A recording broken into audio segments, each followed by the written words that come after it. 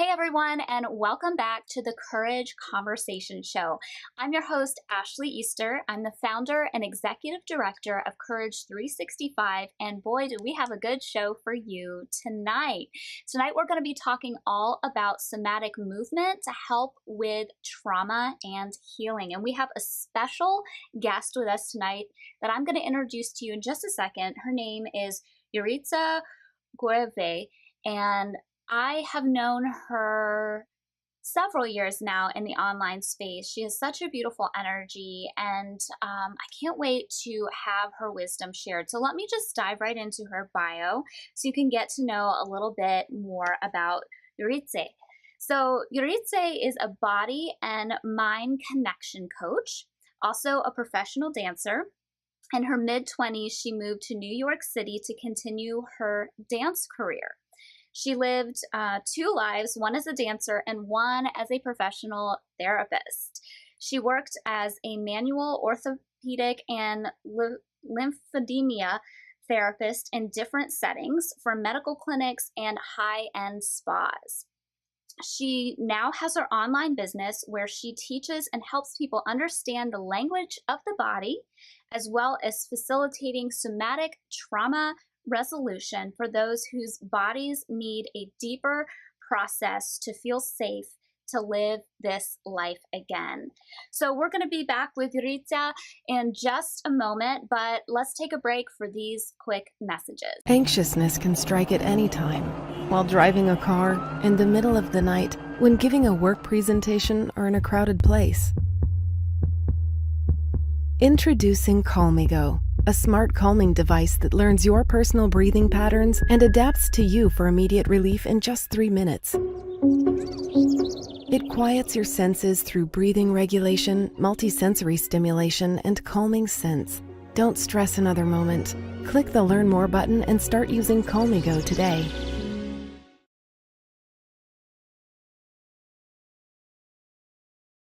Talk about it. I was told not to talk about it. So I'm here to talk about it. Because I can't stay quiet. I was able to break my silence. Because of those who refuse to stay quiet. I am a businesswoman. Activist. Survivor. Survivor. Survivor. Waking up every day in fear, living in a constant cycle of self-doubt and anxiety. We at Courage 365 know that this is what it's like for many survivors of abuse. The abuse may be over, but the healing journey has just begun. After getting professional support, the next most important step is finding a supportive community. And that's why we've created Courage Clubs. Courage Clubs are free online peer support groups created by survivors for survivors. Courage Clubs are for adults who have survived abuse and wish to build supportive community with other survivors. Each month, we discuss a new topic with helpful tools and resources for your healing journey. We can't promise your healing journey will be easy, but we can promise you don't have to do it alone.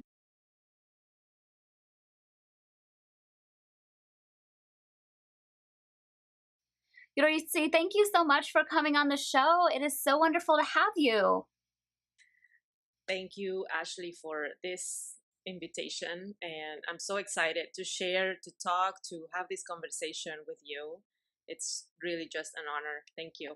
Thank you. Well, it is definitely our pleasure. And in reading your bio, I think it's so fascinating how kind of at this stage in your life, you're using both of your skills, body work through dancing, and then your therapy work, you're putting them together through this somatic coaching to help release trauma. And I just think it's so beautiful how those things have worked together for you. And I think a lot of people who are tuning in, a lot of our survivors tuning in, have heard the phrase, listen to your body. And I'm wondering if you can talk to us a little bit about the importance of listening to our body, learning the ways it communicates to us, and just really the importance of all of that. Okay. I'll try to be as, simple and make it fun and digestible because it can get very geeky and neuroscientific. But my journey has always been playing, dancing with the body, and that's why I pursued a dancing career. And also, to kind of sustain my studies, I started, or massage therapy found me. So I started learning shamanic massage therapy back in Mexico when I was so young. And I was just doing it because I needed a job, right, to sustain my dance career.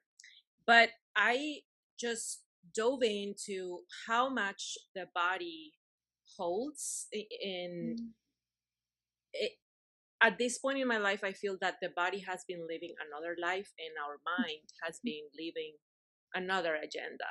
And there has been this conflict that has pushed society and healers, doctors, to try to find what is this that feels sometimes like a block, like a ceiling, where you try to find healing, you try to find your voice, your self-expression, even making your dreams come true. That has all now, through my studies of different modalities, energy work, orthopedic work, inflammation, working with the nervous system, is now like the gate for me, has become the gate to access in myself and help my clients now to access that essence, we can say, or language, tools that are so unique to each of us to really take on life to a different level. And it's all from learning how to listen to that language that is constantly trying to happen between our body and other brains, that now is like proven, how the enteric nervous system, your pelvic bowl, how much the body holds information, is picking up information around you, holding memories, and really leading the way we think more than the opposite way, that what how we have been taught of how you think is how you feel. I have come to learn that how people feel really affects how we think. So that becomes the mission for me now, to teach people how to listen to these cues, and that each of our bodies, or our body, that each of us has to just dare to tap to in order to take a decision every day and really move through whatever is holding us. It's just so powerful now, and I feel that we have been living right now in general with a lot of information, bombarding us. Yeah. There is just a lot of access to information, which is amazing. And as we are absorbing that information, there are sometimes a lot of things that want to be listened within first, so we can really absorb what is aligned for me, for Ashley. So this work really is, I feel that working with the body, and more than just, going out trying to find a fix or a feel good, is learning the language to unlock your own potential, your own experience in life that really lives. It's constantly there dormant, but because of all this, I'll say it how it is, traumatizing, moments, and the society constantly having this energy of not enoughness, or roles that you're supposed to, and programming. We're so used to live to the outside and try to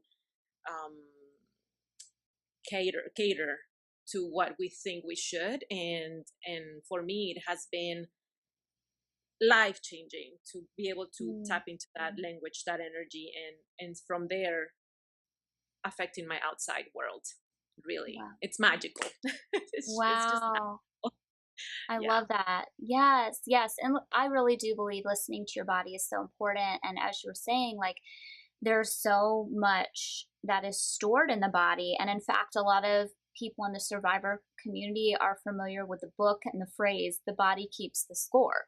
Right. And so there's this idea of like, okay, even if something happened to me a long time ago, my body is still retaining that information and it's affecting me in a lot of different ways. And so I'm wondering, does only doing mindset work, does that limit us? And can you maybe talk about the mind body connection and why it's important to not just do mindset work, but also do body work? Yes, absolutely. And I love that your community is so familiar with the body keeps the score. Um, in my experience, in my journey through trying to find answers, I've been really studying, meditation and mindset tricks and this and that.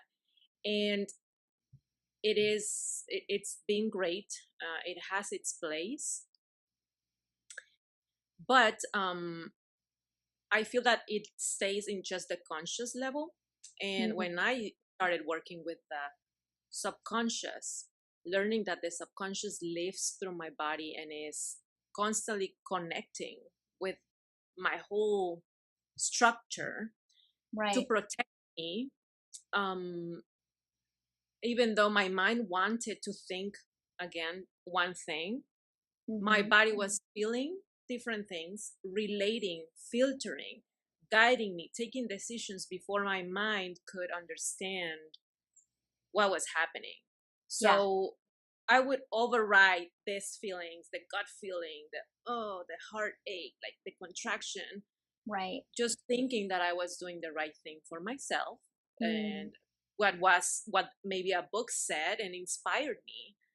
And I think we are coming out from only being in this headspace that only knows all data Yeah. and connect to that deeper.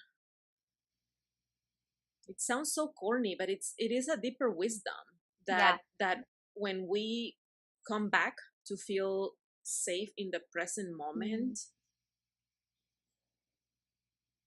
when we learn how to move the energy of emotions, all this, how our bodies, our muscles hold these emotions and energy. When we learn these subtle energies, then that creates a different relationship with our mind. So it becomes a body set and mindset combination. Mm. And mindset right now, because everybody has a different experience of life, um, it feels very general. Yeah. And I believe that it's fair to look at your own circumstances, even in your from the country you're coming from, your lineage, your Mm. ancestors, just to understand sometimes why a way of thinking doesn't feel right for you, Mm. which was my experience. Coming from a very different country, which is Mexico, then to the US, I couldn't understand why, even though I had all the intentions and I was working so hard on myself, I couldn't move forward into a bigger version of myself, I could say, or something more Yeah. genuine and aligned to me. So it is it is just, I think, time to up level for me. It has been a time Mm. to up level that the way I take on life and really make it true and genuine to me, coming from an alignment that only when I learn right how to listen really without feeling afraid or weird, because sometimes my feelings have been so weird and not logical. Yeah. They hold a lot of um, they open a door for different experiences in my life. Yeah. Mm. Wow. Yeah, I love hearing about that mind and body connection. I think so many times people focus on one or the other, but I love that you bring them together. And in just a minute, I want to talk about what somatic means and what somatic work is, because I know that's how you bring the mind and body together. But before that, I wanted to make kind of a comment slash question. Um, what I have noticed, particularly in doing some study and self-reflection on racism and imperialism and white supremacy, I've seen that in a lot of those realms where whiteness has been dominated, that there's or when whiteness has dominated, that it has focused like so much on mind stuff and like rigidity, and every culture needs to fit into this kind of European way of doing things, and that it really blocks out the other experiences of other people groups which maybe had that balance between mind and body. And I also noticed that a lot of people who identify as white or who are identified as white, um, that there can be a really strong disconnection from the body for years back, because that was just like, you don't dance, you don't move, you're just very rigid. And I guess my question in all of that is, it seems to me that if we could learn from cultures that are maybe not originally European based, and cultures that have a broader look and outlook, do you feel like that would maybe bring some balance to the healing community? Do you feel like maybe that comes to play in us just focusing on the mindset stuff? I totally, oh my gosh, I love that you are mentioning that, because, um, well, first of all, for me, what I have observed, coming from a very, I guess, again, different country to to to this country, is that, as I have dove deeper in the patriarchal systems, let's say, Mm-hmm. it is surprising to learn how many regulations on what we learn, Mm-hmm. um, you know, what we believe, how we think, how we plan, how we study, everything has been very patriarchal, coming from a male Yeah. figure. And it had perhaps its benefit back then. I don't remember, I wasn't there.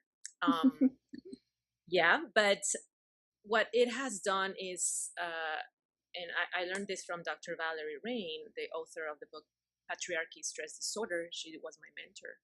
She It has been built around the anatomy and physiology of a man, which Got it. is very different to that of a woman, for example, a female Mhm. body.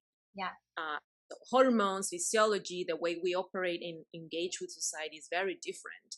So, because it has been under a lot of masculine Mm. influence, women, for example, and men too, are this is the only thing we know, and we think that's how it should be. And the moment, for example, for me, I feel a lot of attraction and appreciation for Afro-Caribbean dances, East Asian cultures.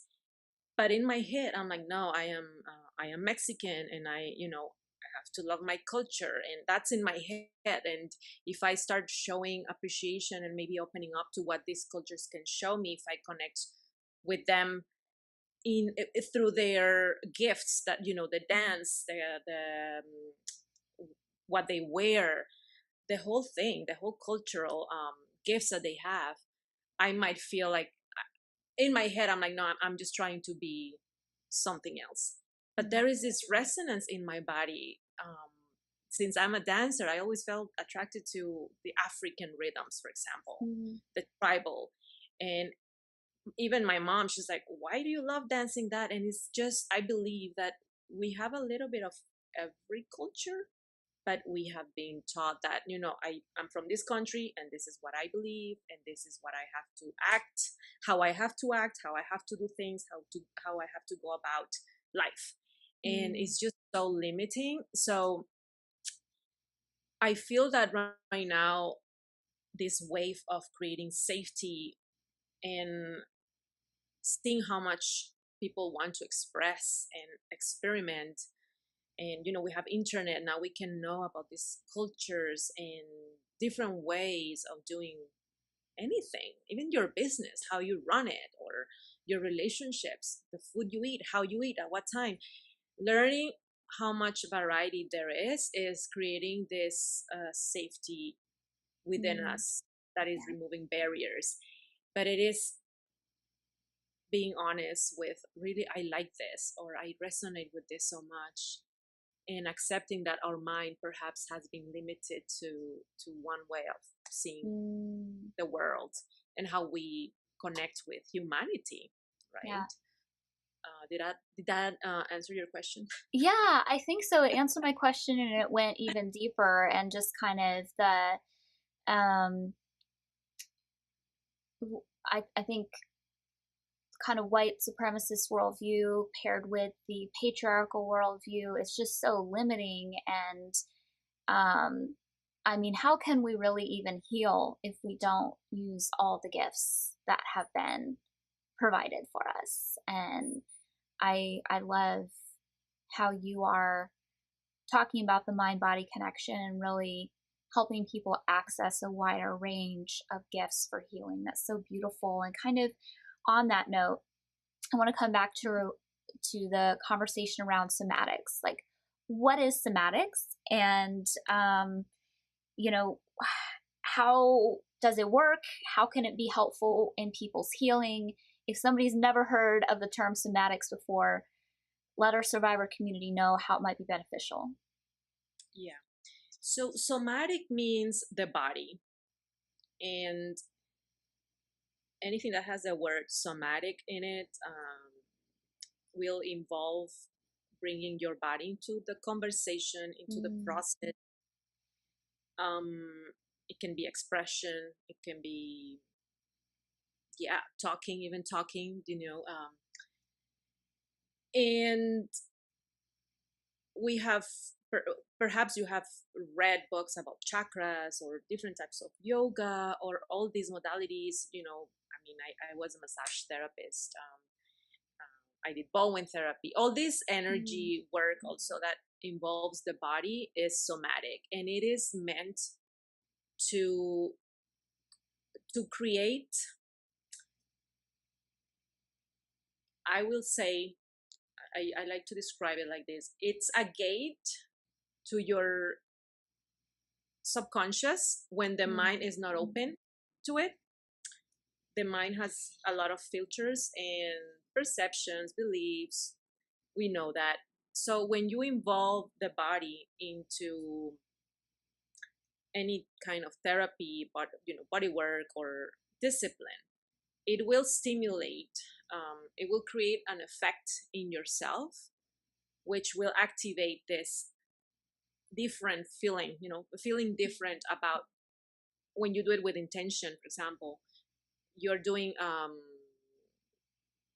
you're moving the body, and that is sending a signal to the mind, to the head brain. So it starts just activating different things that perhaps you were not aware they were there. Yeah.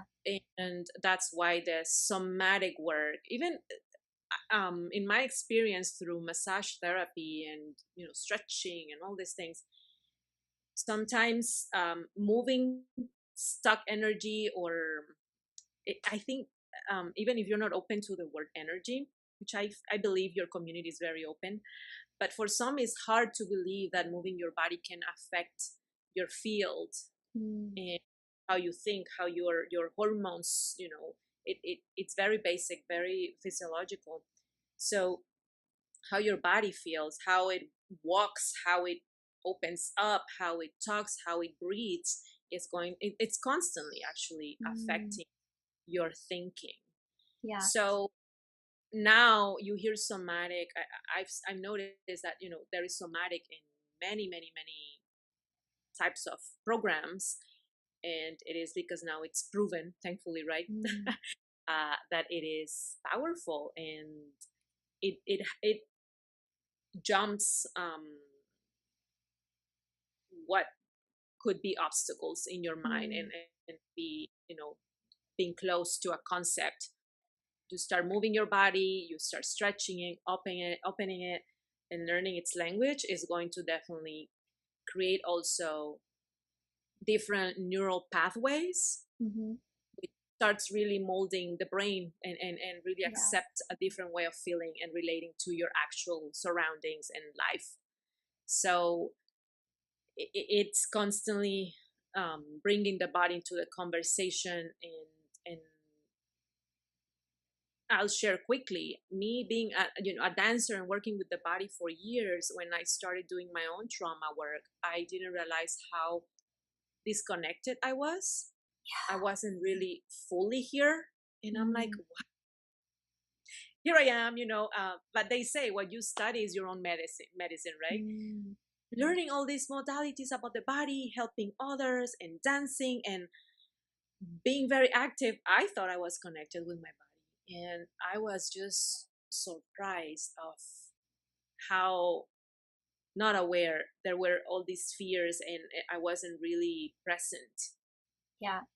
It took time to come back here and feel okay, feeling being how I feel, but it is very subtle, and sometimes the mind can't grasp that. So bringing the work with the body, which is the somatic work, including it, I think anything that resonates with you, dancing, painting, expressing, moving differently out of your comfort everyday posture will detone, is that a word in English, will catalyze Yeah. a process in your mind. Yeah, that's what I can say about the power of somatic work. Yeah, absolutely. I mean, it sounds like such a valuable tool. And again, so many people are only doing things like talk therapy, which talk therapy can be amazing. Like, I'm not discounting that at all. But if you're only talking about things and just working on the head area and not getting into your body, you're missing like the other part of it. And so I'm wondering, as you're describing like the somatic work and how valuable it is and how it really is moving your body in different ways, what are some somatic tools people could try at home that might be simple for them to just like start using these little things to maybe make a difference? So the first one that very different methods I've studied and learned, they all start with trickling down, um, grounding, we can say. Yeah. And I wanted to mention before, this might not feel easy to everyone. When you do this exercise, um, a lot of compassion. We have to bring a lot of compassion to ourselves, because we don't realize how much our body has been closed to even be here present today, Yeah. in your house, in your work, in your city, whatever. And it's all about creating safety, little by little, creating safety in a different tone in your nervous system, which is in your whole body. So grounding, we we um we can imagine light or water coming down through your head, and taking your time, maybe 5 minutes, just, or as much time as you can, and you're feeling okay to do, feeling that water is coming through, and you check if there is any tension in your jaw, and really connecting with your neck and just witnessing. And your body, you realize, is trying to scream something. Maybe your right shoulder, and your elbows, your hands. And you imagine as if there was this water or light, really coming down through your body. If there is a moment where you feel stuck and you don't connect with it, we just accept and keep moving on.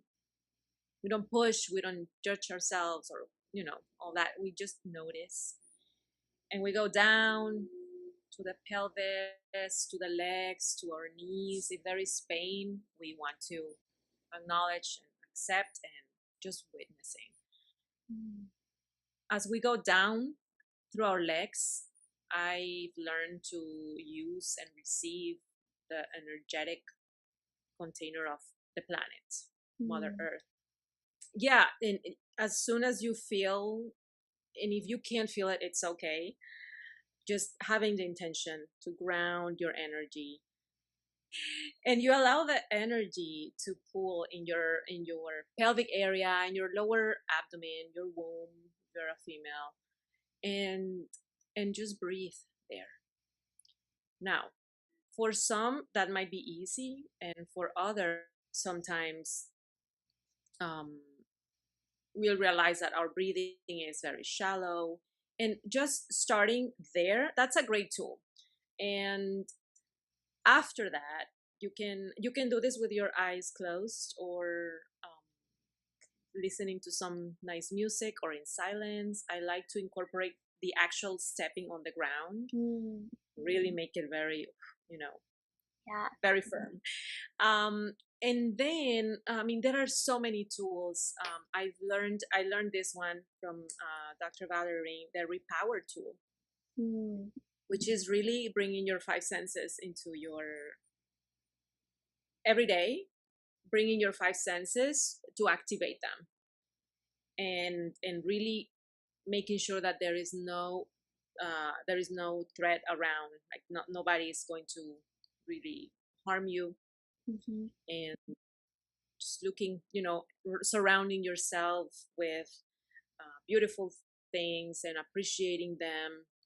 And it feels, oh my gosh, it feels so silly at the beginning, because you're like, I'm just looking around, or smelling, tasting, touching. If you have something fluffy or something you like that feels so good, really making it a big deal will start bringing a different awareness to the body, and really helping you come back. That's where I would start, with every day, really connecting. And if you like to do other physical activities, starting the activities with that awareness of grounding yourself, even if you're going to drive, or when you're driving, right. Just really, is that. And do not get frustrated if it's not easy, because actually it is just, I can say, heartbreaking. Realize how disconnected a lot of people are because of protection. Right.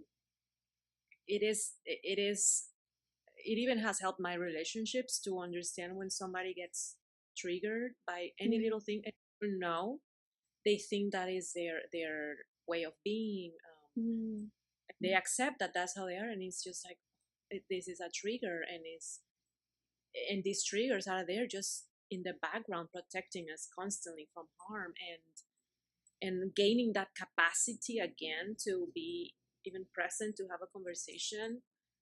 Like, internet came before, it could feel very triggering for me, like the perfection is that, I have to, like, bad things will happen. And sometimes when you have these beautiful conversations like this, things will happen, and having the capacity to be present and breathing is so I used to take it for granted, and I thought I was doing it good, and no, there was a lot that I had to strengthen on.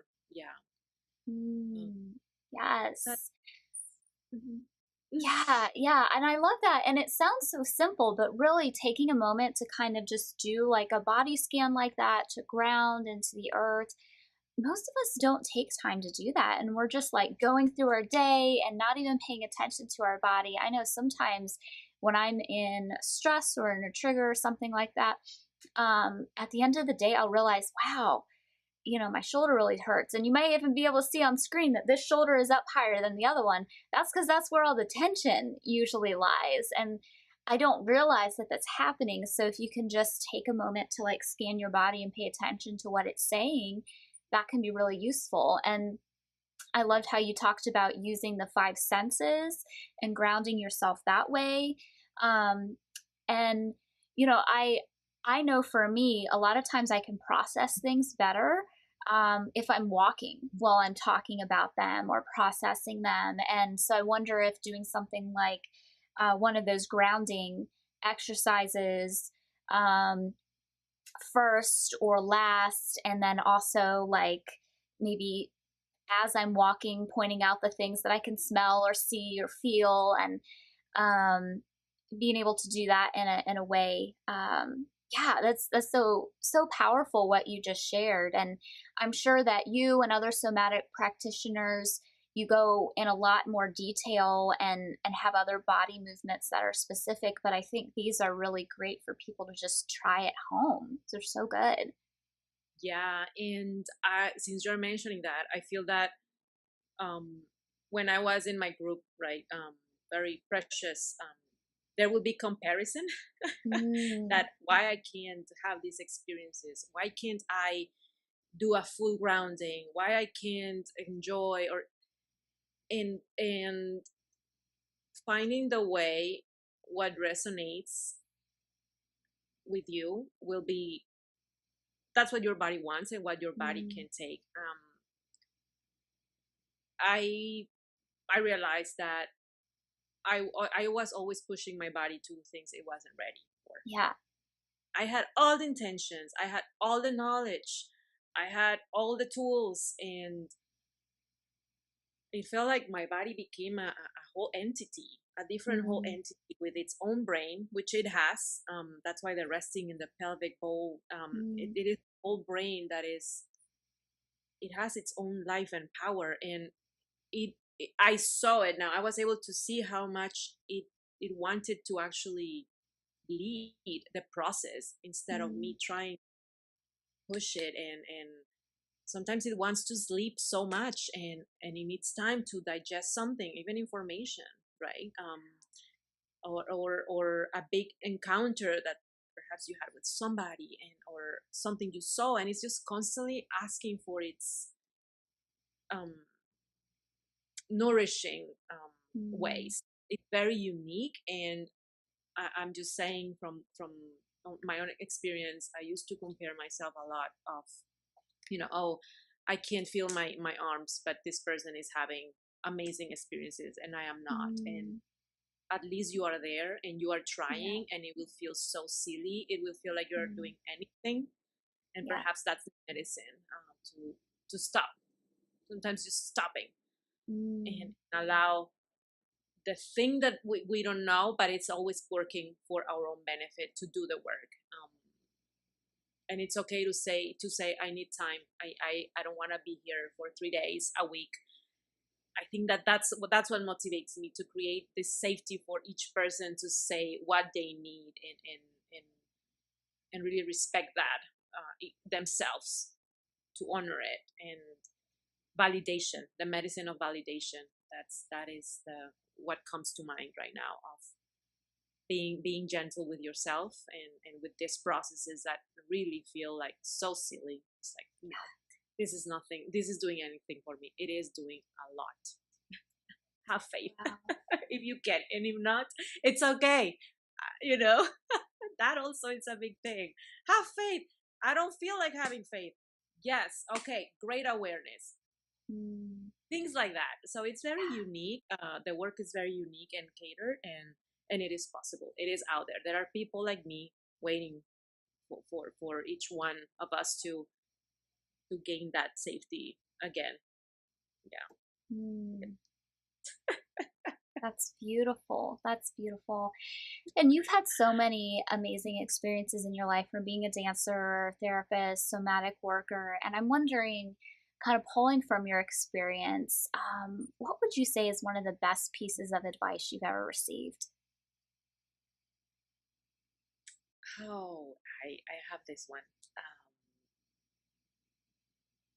there is always, you can always go back. Hmm. You can always go back. And why I'm saying this, for me, when I had to leave my country, my loved ones, my mom, I was making this big deal, thinking that it was absolute, like that's it, you're not coming back, and you're far, and that's it. And Mm. one therapist I was working with, she's like, you can always buy a ticket, and come back if it doesn't work. Yeah. So I think that is like the advice that keeps coming back into my life of you can always go back. Right. Uh, you don't have to stay. You don't have to keep up. You can always say, you know what? Yeah, it didn't work. And I'm going to go the other way, or go back if it feels safer. What Mm. was I hope it's that's another topic. But I'm referring here to that, to what you want, to what your Right. Right. heart is calling you for. Yeah. That there is always you try it, and if it doesn't work, you take a step back and you try it again or in a different way. Mm. That has been my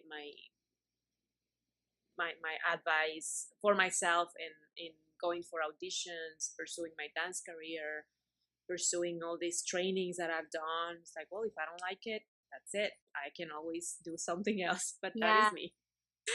Yeah, that would be it. Mm-hmm. I love Mm-hmm. that.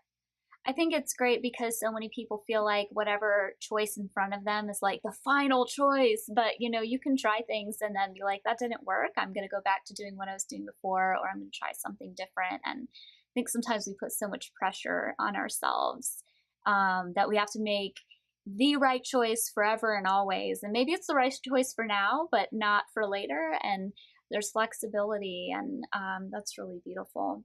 Well, this has And been again, an enlightening oh, I'm sorry. conversation. Oh, go ahead. I'm sorry. I didn't mean to cut you off. No, no, no, no. I'm sorry. Because you mentioned this, white and European way of doing life. I feel that keeping your word and not dropping the towel and all these sayings are have been for me very damaging, limiting, Yeah. and at the end, when I drop the towel, when I am like, you know what, now it wasn't what I thought, there will be people that love me still. That Mm. you will be fine. Yeah, that's Yeah. what I want. No, that makes a lot of sense. Yeah, there's a lot of kind of cliche sayings that we have to tell people like you're never allowed to change your mind. You must stay rigid. You must do this one thing, and that's just not useful. And there's a lot of pressure not to fail when what really is failure, but a learning opportunity for us to decide where we want to go from there. Yeah, yeah. Wow. Well, this is beautiful. This is so beautiful. And I know people, after they've listened to this, are going to want to find out more about you and your work. So tell us about your social media. Tell us about, the work that you do, where people can find you.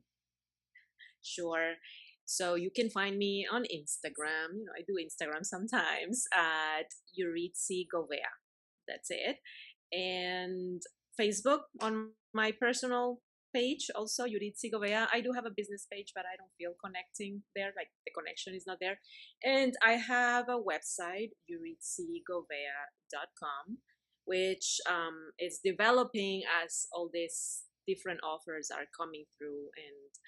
But if you want, to ask me anything, any curiosity about somatic work, just feel free to message me. And my email, helloyuritzi@gmail.com. That also is available for those that don't do social media. Yeah. Perfect. Thank you, Yuritzi. It's been beautiful to have you here. We really, really appreciate your time. Thank you, Ashley, and I am so honored. Thank you for this chance to share with you and your community, and sending you so much love to all of you. Well, I received that. We received that, and it was truly our honor and pleasure. And everyone, make sure you check out Yuritzi's social media website, all our offerings, and then go ahead and check out our social media. If you're not following us on Instagram, Facebook, Twitter, YouTube, those would be really great places to connect. We do these shows every Thursday at 7 p.m. Eastern, and this is our third season of the Courage Conversation Show. And so we have 2 seasons worth of back episodes that you can find at our website or on YouTube. So really easy ways to find us, and you can watch some of the other amazing speakers. We'll have more to come for sure in the future. And we also have a few free gifts and offerings for you. So number one, we've got this free ebook when you go to our website, courage365.org. If you scroll down a little bit, you'll see that you can sign up to get this free ebook called 5 Keys to Living a Life of Courage. This helps you take your next most courageous steps on your healing journey. Other things that we offer is we have just recently started online peer support groups called Courage Clubs. Now, these support groups are for adult survivors of abuse to connect with other survivors, to learn new healing tools and techniques. And we have a facilitator named Megan Benninger who leads these groups online, and it's just something really, really powerful. If you'd like to sign up to be a part of this free peer support group called Courage Clubs, you can just go to our website at courage365.org and click the Courage Club tab at the top of the screen. And then one last thing we have to offer, this is our text messages. Every morning, Monday through Friday, we send out text messages with inspirational, encouraging messages. They're written by survivors from our very own community for survivors. And all you have to do to start receiving those text messages is text the word courage to 1917 809 7311. So if you're listening and you're interested, maybe just grab your phone out, flip open to your messages, and start typing this in. Type in the number 1917 809 7311, and in the message box just put the word courage, and as soon as you do that, you'll be automatically added to our group text message chain. You won't receive the messages from other people on the group, only the messages from Courage, and we don't spam you. This is just a way to encourage and empower you in the morning. So thank you everybody for tuning in. Of course, tune in next week for our next Courage conversation, and live with courage.